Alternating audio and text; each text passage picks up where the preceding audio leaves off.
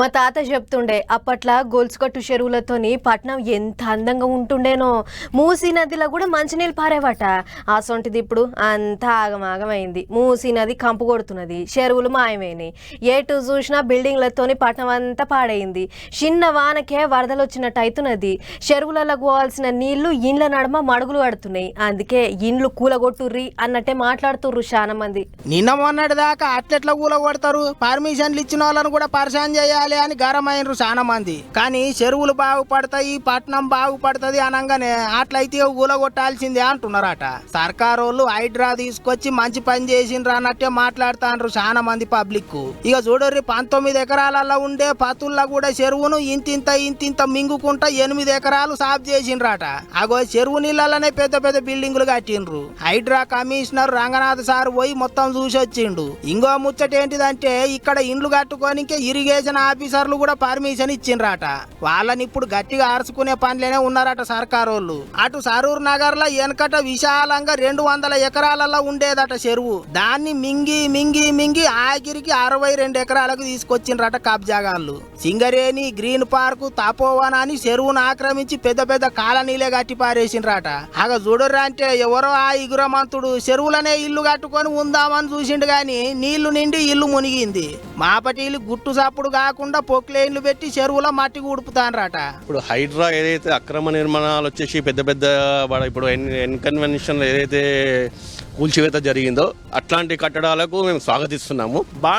Bond దాటి ఎవరైనా వచ్చేసి దాని లోపలికి పోతే దాన్ని కూల్చివేయండి. ఈ వాస్తవానికి చెరువు వచ్చేసి 100 ఎకరాల పైన ఉండే స్థానికంగా ఉన్న చాపలకుంట చెరువు 11 ఎకరాలండి. అది నా కండ్ల ముంగట 14 సంవత్సరాల క్రితం ఆ చెరువును మొత్తం కబ్జా చేసేసి లేఅవుట్ చేసి మొత్తం మీరు చెరువు నామరూపాలు లేకుండా చేశారండి. కర్మంగడ అయ్యప్ప స్వామి టెంపుల్ బ్యాక్ సైడ్ చాపలకుంట చెరువు పిల్లర్ ఉంటుంది. FTL 2012 ఇరిగేషన్ డిపార్ట్మెంట్ వాళ్ళు పిల్లర్ ఫిక్స్ చేసారు. ఆ పిల్లర్లు కూడా ఇప్పుడు ఎక్కడ ఉన్నాయో ఇండ్ల మధ్యలో తెలియదు.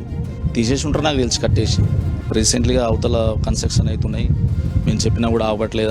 అయినా GHMC పర్మిషన్స్ కూడా ఏం లేవు. వాటి లేఅవుట్ ఉంది సరే మధ్యలో కట్ట ఎక్కడ పోసిరో కట్ట ఇంకా అవతలకి ఇటు మొత్తం లేఅవుట్ ఉన్నది. 80, 85, 90 లేఅవుట్ ఉన్నది. గిట్ల ఒక్కటని కాదు, పట్నంలో ఉన్న చాలా చెరువులను కబ్జాలు చేసి కథం పెట్టిండ్రు. రంగారెడ్డి జిల్లా తుమ్మల చెరువును ఎవరిలో ఎత్తుకపోయినరని, చెరువును మాయం చేసిండ్రని పువ్వు పార్టీ లీడర్లు పోలీసు వాళ్లకు షికాయతు చేసిండ్రు. ఒకప్పుడు 100 ఎకరాలలో ఉన్న చెరువులు కొన్ని మొత్తానికే గాయబైనాయి. తత్తిమై రోజుకింత కరువుకుంటూ పోతున్నాయి. అందుకే పబ్లిక్ కూడా తిరగబడతాండ్రు. సర్కారోళ్ళు మంచి పనే చేస్తారా అన్నట్టు మాట్లాడుతున్నారట. అంతేకాదు ఒక్క హైదరాబాదులనే కాకుండా జిల్లాల పొంటి కూడా హైడ్రా సొంటిది పెట్టాలి అని కోరుతున్నారట.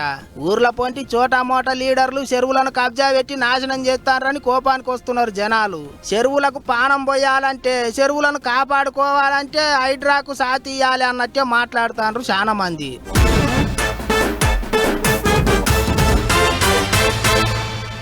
అనుగాని జాగల 1/2 నిమిషం కూడా ఉండొద్దంటుంటారు వెనకటోళ్ళు. ఈ మాటలు ఎవ్వరు పట్టించుకున్నా పట్టించుకోకపోయినా మన లీడర్లు మాత్రం మస్తు గట్టిగా పట్టుకుంటారు. ఎందుకంటే ఉన్న పార్టీల జర్ర పతార తక్కువైందంటే చాలు పక్క సూపులు చూస్తుంటారు. సందు దొరికితే చాలు జంపింగ్లకు తయారవుతుంటారు. అట్లా ఇక ఇప్పుడు తెలంగాణలో జంపింగ్లు జర్ర తగ్గినట్టే అనిపిస్తున్నాయి కానీ అటు ఏపీలో షురు అవుతున్నాయి. పాండ్రి గా సంగతి ఏందో చూస్తా అంటే ఇక నిమ్మలంగా ఏపీలో కూడా గోడ దుంకుడు సురువైనట్టే ఉన్నది అనుకుంటారు ఇప్పుడు చాలా మంది. తెలంగాణలో చెయ్యి పార్టీ వాళ్ళు ఎత్తినట్టే ఏపీలో సైకిల్ పార్టీ వాళ్ళు కూడా నడమ గేట్లు ఎత్తుతాం అన్నట్టు మాట్లాడినరు. కానీ పెద్ద లీడర్లు ఎవ్వరు మళ్ళీ ఏం సపోర్ట్ చేయలేదు. కానీ వాళ్ళు గేట్లు ఎత్తకపోతే మేమే గేట్లు తెరుచుకొని పోతాం అన్నట్టే చేస్తారట కొంతమంది ప్యాన్ పార్టీ లీడర్లు. ఇప్పటికే ఏలూరులో పార్టీ ఆఫీసు కూలగొట్టుకున్న వైసీపీ లీడర్లు ఇప్పుడు సైకిల్ పార్టీల చేరికయ్యే ఎగురం చేస్తారట. ఏలూరు మేయర్ నూర్జహాన్ ఇంటి ఆయనతోని కలిసి సైకిల్ ఎక్కుతాందట. మంగళవారం ఇంకో 30 మంది కార్పొరేటర్లను దోలుకొని పోయి అంతా కలిసి పార్టీ మారే ఎగురని చేసిండ్రట. ఇంకో దిక్కు ఇదివరకే మాజీ మంత్రి ఏలూరు ప్యాన్ పార్టీ జిల్లా అధ్యక్షుని లెక్క పనిచేసిన ఆళ్ల నాని కూడా ముందే రాజీనామా పెట్టిండు.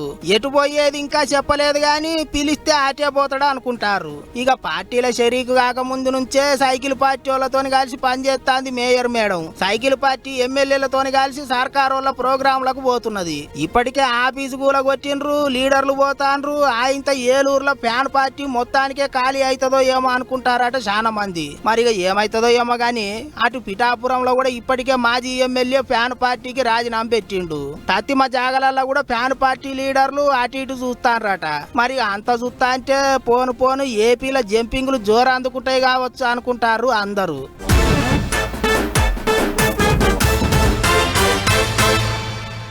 ఎప్పుడు ఎవలకు ఏ ఆపతొచ్చేది తెలియదు. ప్రతి దానికి పైసలతోనే పని.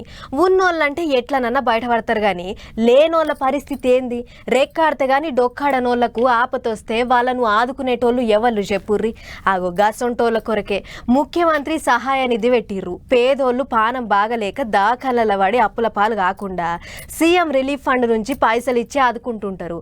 అయితే గా పైసలు కూడా దోసుక తిన్నారట కొంతమంది. ఇక చూడుర్రి. బీద సాదాలను ఆదుకునే తందుకు ముఖ్యమంత్రి సహాయ నిధికి వెళ్ళి చెక్కులు ఇప్పిస్తుంటారు. అయితే గా పైసలను కూడా కొంతమంది దోసుక తిన్నారట. తెలంగాణలో ఉన్న కొన్ని ప్రైవేటు దవాఖాన్లోళ్ళు పేదోళ్ళ పేరు మీద నకిలీ బిల్లులు తయారు చేసి సీఎం రిలీఫ్ ఫండ్ పైసలు తిన్నారట. సిఐడి ఆఫీసర్లు కేసులు పెట్టి మొత్తం కార్వాయి చేస్తుంటే బండారమాత బయటకు వస్తున్నదట. ఇప్పుడు హైదరాబాదు, ఉమ్మడి ఖమ్మం, నల్గొండ, వరంగల్, రంగారెడ్డి, కరీంనగర్ జిల్లాల్లో ఉన్న కొన్ని ప్రైవేటు దవాఖాన్లోళ్ళు నకిలీ బిల్లులు తయారు చేసినట్టు తేలిందట. అంటే చెయ్యని ఆపరేషన్లకు, చెయ్యని టెస్టులకు, ఇయ్యని మందులకు ఉత్తుత్తి బిల్లులు తయారు చేసిండ్రు అన్నట్టు. అందరికంటే ముందుగాల మంచిర్యాల జిల్లాలో బయటపడ్డదట భాగోతం. ఇక గా తీగను పట్టుకొని ఇగ్గుతా అంటే తత్తిమ జిల్లాలో జరుగుతాన్న మోసం బయటపడ్డదట. ఇంకో పెద్ద ముచ్చట ఏంటిదంటే ఉత్తుత్తి బిల్లులే కాదు, ఉత్తుత్తి దవాఖాన్లు కూడా సృష్టించిర్రట బద్మాషిగాళ్ళు. అంటే రోగం వచ్చిన వాళ్ళు ఉండరు, డాక్టర్లు ఉండరు, అసలు దవాఖాన్లే ఉండయి. ఉత్తగా ఏదో దవాఖానా అని పేరు పెట్టి పైసలు తిన్నారట. ఇవాళ ఉదయం నల్గొండ డిఎంహెచ్ఓ గారి మౌఖిక ఆదేశాల ప్రకారంగా మహేష్ సూపర్ స్పెషాలిటీ హాస్పిటల్లో fake CM relief fund bills submit చేశారు అన్న ఆరోపణ మీద వెరిఫై చేయడానికి వచ్చాను సార్. ఎంత ఘోరం చూడుర్రే. పేదోళ్ళను ఆదుకునేందుకు ముఖ్యమంత్రి సహాయ నిధి అని పెడితే దాన్ని ఉత్త పుణ్యానికి దోసుక తిన్నారు. దగ్గర 500 అర్జీల మీద అనుమానం ఉన్నదట. వాటన్నిటిని పట్టుకొని దొంగలందరినీ లోపటేసే యుగురం చేస్తారట ఆఫీసర్లు. అయినా ఎవనికి ఆపతున్నది ఎవనికి లేదో చెకింగ్లు చేయకుండానే పైసలు ఎట్లా విడుదల చేసిండ్రో గాయంత సోయి లేదా? ఇచ్చేటోళ్ళన్న చూసుకోవద్దా అనుకుంటారు ఈ ముచ్చట చూసిన పబ్లిక్.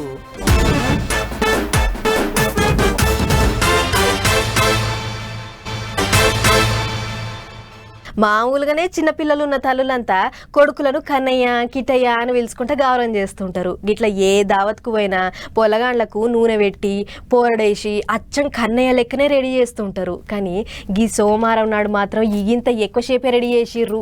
ఎన్నడెయ్యని బట్టలేసి మురిసిపోయిర్రు. అటు ఆడిపొల్లగాళ్ళు ఉన్న తల్లులు కూడా గిట్లనే సంబరపడ్డరు. మరి ఎందుకు అట్లా అని అనుకుంటుర్రా? ఇగో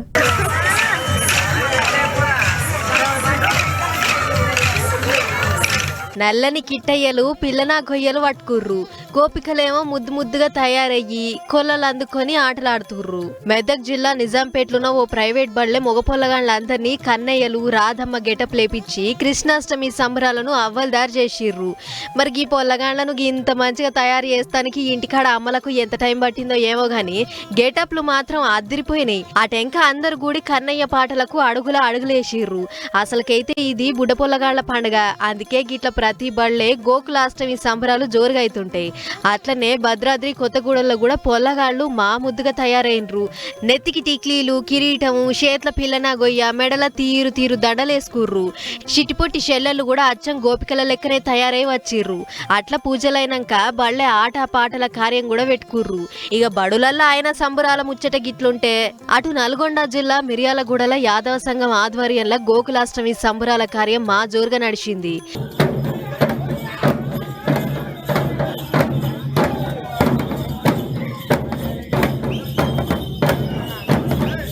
ఈ పండుగలకు లోకల్ ఎమ్మెల్యే బిఎల్ఆర్, సర్కార్ విప్ బీర్ల ఐలయ్య, మాజీ రాజ్యసభ సభ్యులు బడుగుల లింగయ్య హాజరుపడ్డరు.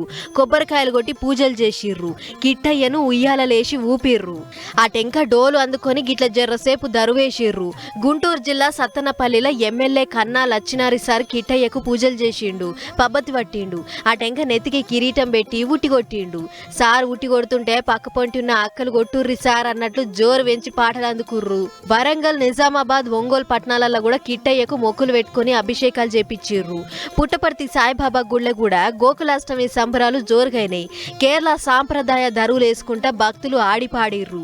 అటెంక షెల్లెలంతా కోలాటం వేసిర్రు. ఇక ఉట్లు కొట్టే కార్యం చూస్తానికైతే శీతం మంది ఎగబడ్డరు. చిన్ని కిట్టయ్యలు కూడా ఉట్టి అందుకొని కొట్టాలే అన్నట్లు హుషారు చూపించిర్రు. ఇట్లా ఒక్క మన దిక్కనే కాదు, దేశం అంతటా నడిచినాయి. మథుర, చతుర్పూర్లో కూడా పూజలైనాయి. ఉత్తరప్రదేశ్ ముఖ్యమంత్రి యోగి సార్ కూడా కిట్టయ్యకు స్పెషల్ పూజలు చేసిండు, మొక్కులు పెట్టుకుండు.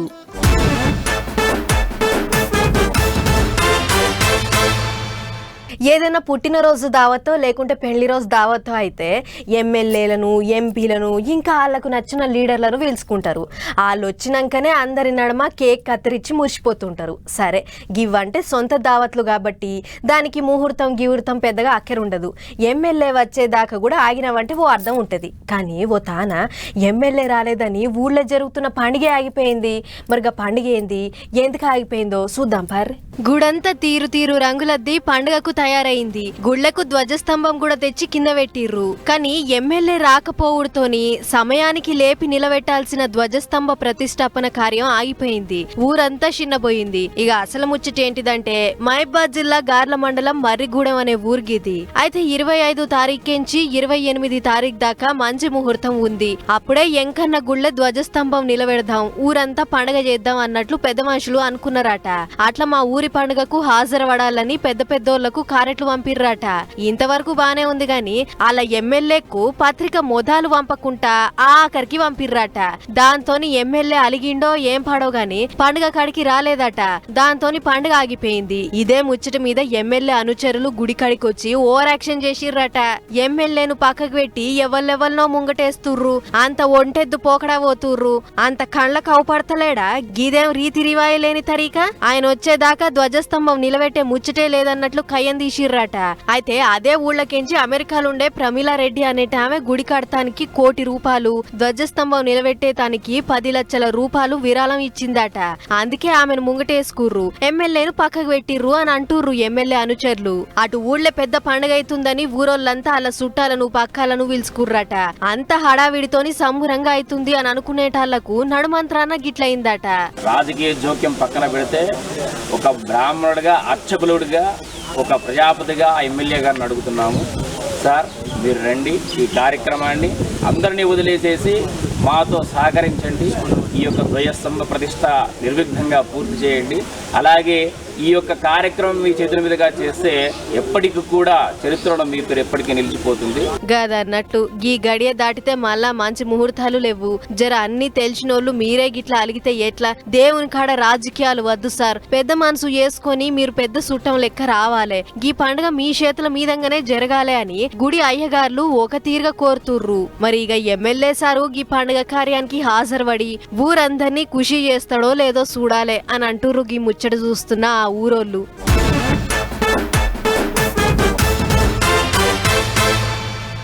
నూకలు బుక్కే భాగ్యం ఉండాలి గాని కరెంటు షాక్ కొట్టిన కాకి కూడా చూస్తుండగానే రెక్కలు కొట్టుకుంటా ఎగిరిపోతుంటది. భూమి మీద నూకలు ఉండాలి గాని మీదంగా రైలు పోయినా బచాయిస్తుంటారు మనుషులు.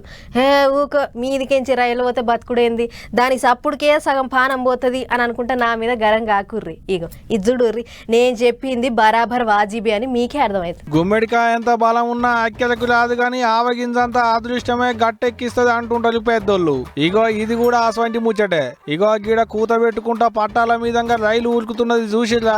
రైలు కింద ఓ మనిషి ఉన్నది కానరాట్లేదా? అయితే ఇమ్మర్స బట్టి చూడు, దగ్గరికి ఏంచాడ చూపెట్టే ఎడిటేలన్నా.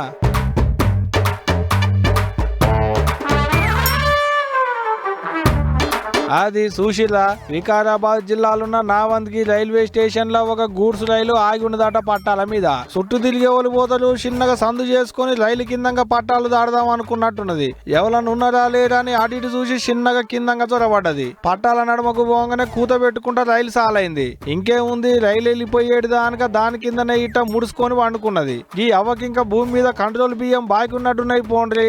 లేకపోతేంది, కదలకుంటా మెదలకుంటా వండుకుంది కాబట్టి సరిపోయింది. గాని రైలు పోతున్నప్పుడు ఏ తలకాయో కాలో చెయ్యో లేపితే ఏమయ్యేది ఉండే? భూమి మీద నూకలు ఉంటే ఇంటి ముందడికి వచ్చిన యమబాటులు కూడా యూటర్లు తీసుకొని పోతారు అనుకుంటున్నాట ఈ ముచ్చట తెలిసిన పబ్లిక్.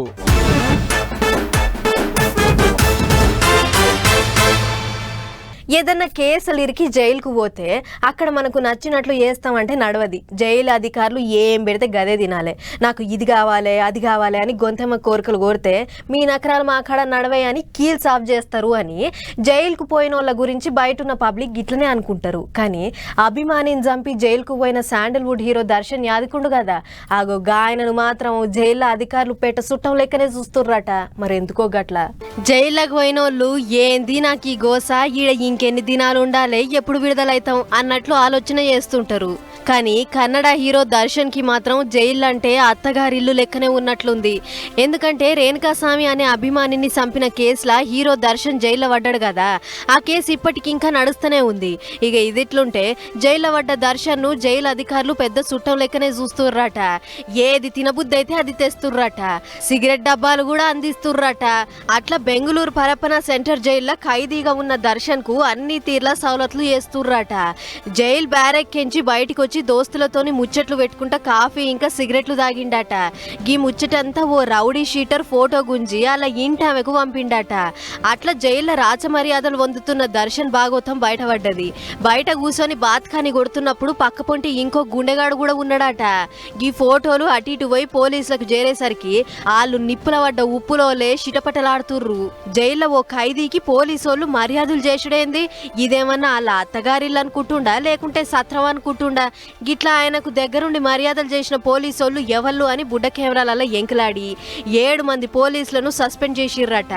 ఇంకో దిక్కు దర్శన్ చేత మా కొడుకు చచ్చిపోయిండు, అసొంటోనికి గట్టి శిక్ష వేసేది పోయి మంచిగా రాజభోగాల నడుమ కుదమట్టంగా మేపుతుర్రు. ఇదెక్కడి న్యాయం? ఇక నా కొడుకును చంపినోడికి శిక్ష పడుతుందనే గ్యారంటీ లేదు. ఆడు జైల్లో నిమ్మలంగా ఎంజాయ్ చేస్తుండు, పోలీసోళ్ళు కూడా దొంగోనికి సర్దిగట్టినట్లే చేస్తుర్రు అని రేణుకాస్వామి వాళ్ళ నాయన వలవలా ఏడుస్తుండు. అటు కర్ణాటక ముఖ్యమంత్రి గీ ముచ్చట మీద మస్తు సీరియస్ అయిందట.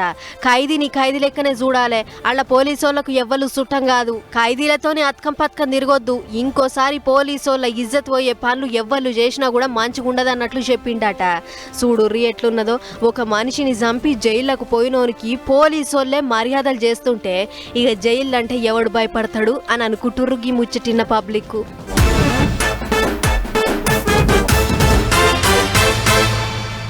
ఇంకిన్ని బుడ్డ బుడ్డ ముచ్చట్లున్నాయి, అట్లా పోయి ఫటాఫట్ ధనాదం చూసేద్దాం పార్రి.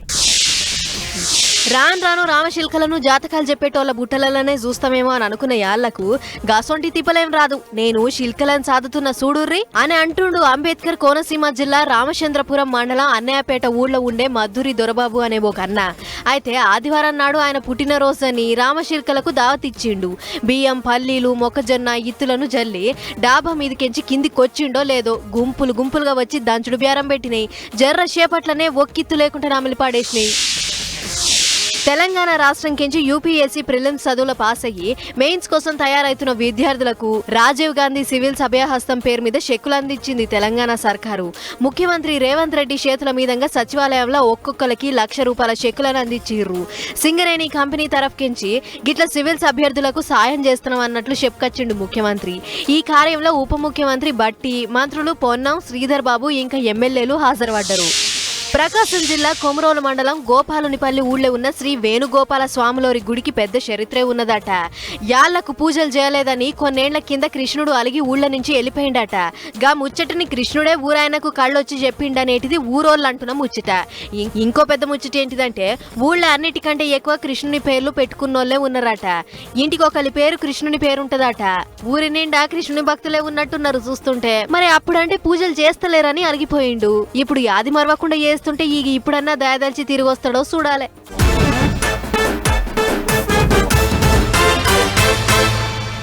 చలో మరి ఇవ్వనమాట ఇవాళ పటాస్ న్యూస్ ముచ్చట్లు. ఇంకో ఎపిసోడ్లో మళ్ళీ కలుసుకుందాం. నమస్తే.